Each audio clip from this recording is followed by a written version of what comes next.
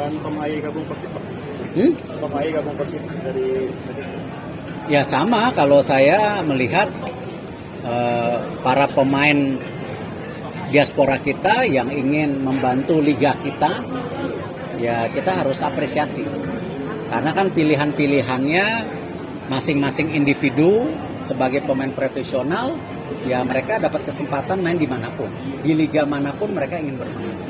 Termasuk pemain-pemain yang dari negara lain, ya ingin bermain di Indonesia.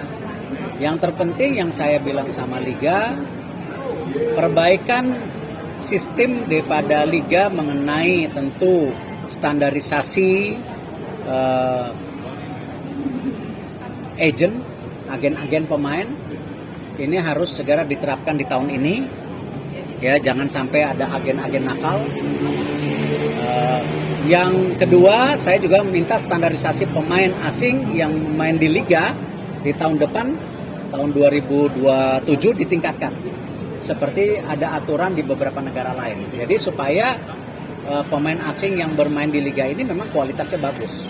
Ya, ini yang saya sudah kirim surat kepada liga dan liga punya komitmen itu. Pak, kemarin update-nya Ivan Gunar kan karena cedera ya Pak. Ada semalam dia main 5 menit di FA Ukraina. Ya, 5 menit. Ya, terus ada peluang nggak kira-kira buat nanti ke 2-3 ini? Ya, kalau memang kan kembali gini, kita juga harus menjaga kepercayaan pemain dan klub. Ya, kalau pemain itu ingin dipanggil klubnya melepas, ya kita coba. Tetapi kalau juga ya kembali baru main 5 menit, nanti ada cedera panjang, ya kita tahu kita baru kehilangan Maulana dari Arema ACL. Ya, ini kan juga kita kehilangan pemain muda buat persiapan U23 kita, buat SEA Games juga. Nah, artinya saya sudah bicara sama technical director tadi, Alex, sport science kita harus ditingkatkan ke depan.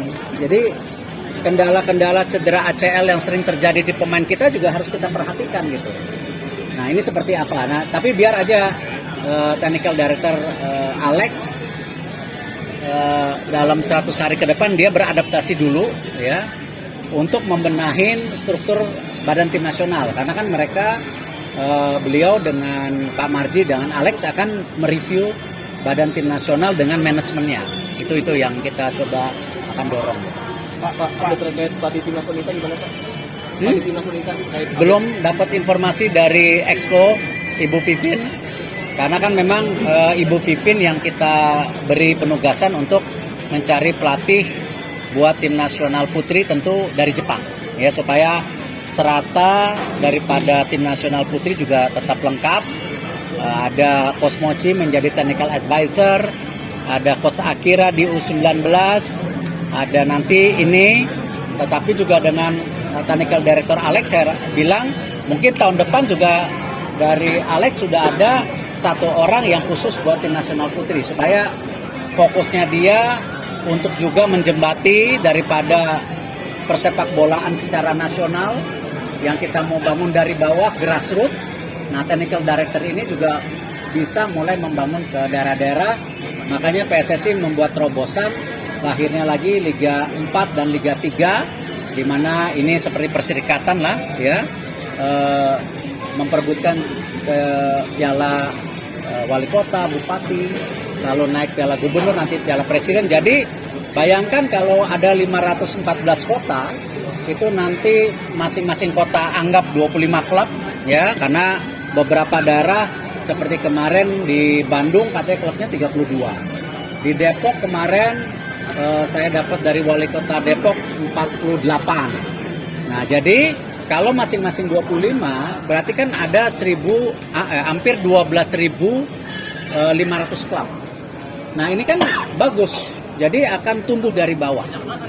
Belum lagi SSB-nya yang kita akan genjot juga di bawah, tapi kembali ini bukan kerja PSSI sendiri. Ini kerja stakeholder di mana pemerintah pusat ada, private sector swasta ada, dari daerah juga ada gitu. Jadi fokusnya kita di tim nasional, tetapi ekosistemnya kita bangun. Jadi bukan kita memeremkan mata ya, VAR terjadi karena intervensi PSSI di Liga. Perbaikan perwasitan karena intervensi PSSI. Lahirnya NDRC, proteksi kepada pemain dan pelatih ketika klub tidak membayar gaji dipotong dari subsidi Liga, itu juga intervensi dari PSSI. Pak, lawan Cina itu kan tanggal 5 ya Pak? Tanggal 5 mestinya. Itu terakhir pendaftaran pemain baru itu kapan Pak? Kalau friendly match seperti ini mungkin 2-3 hari sebelum pertandingan masih bisa.